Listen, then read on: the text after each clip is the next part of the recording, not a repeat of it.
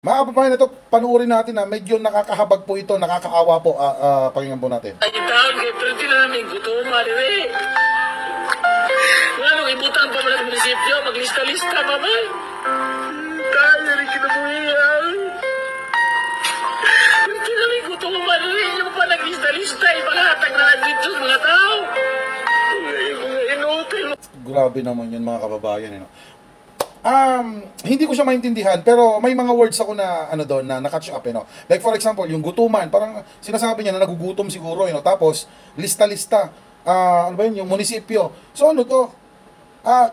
Bago makakuha siguro ng tulong etong mga tao diyan, kung saan man yan, mga kababayan, kailangan mo munang maglista. At bago ka makakuha ng tulong sa munisipyo, ganun, nagugutom na nga sila. Oh well, mga kababayan, siguro nga naman, ito po para sa transparency and accountability kasi nga naman, syempre, munisipyo yan. At from time to time, magsasubmit talaga sila ng documents, di ba? Para naman kapag, kasi mga kababayan, mahirap yan eh. Kapag hindi ho, tawag ng tali yung ibinigay sa inyo na tulong, at ibinigay nyo din sa mga tao, syempre, maku-question din yung munisipyo. Pero, grabe naman yan.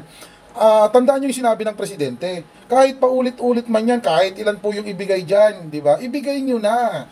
Ngayon, sa munisipyo, kung saan man po yan, hindi ba sa Cebu to? Ngayon, ang gawin sana ng munisipyo po, or bawat lugar po dyan, may mga tao naman kayo di ba? Bakit hindi yung mga tao ninyo, or yung ito lang dyan, posibleng wala kayong mga sasakyan dyan sa mga munisipyo ninyo.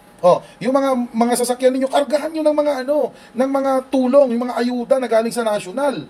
'Di ba? Tapos, ang gawin ninyo, magbaryo-baryo kayo nang lumapit sa tao. 'Di ba? Tapos bigyan niyo sila ng tagli-5. Hindi pa isa-isa kasi yung isang ayuda or yung isang supot or box man 'yan, madali lang maubos 'yan eh. Bigyan niyo ng tagli-5. Saka niyo papirmahan. Tapos, 'di ba, hindi yung naman ito, pinupolitika na naman ng ayuda. Pero wag naman sana. Mga kababayan, maawa po tayo sa ating mga kababayan Pilipino. Ulitin ko, sabi ni Pangulo, bigyan nyo na, kahit paulit-ulit man yan, bigay nyo na. Kasi nagugutom yan eh.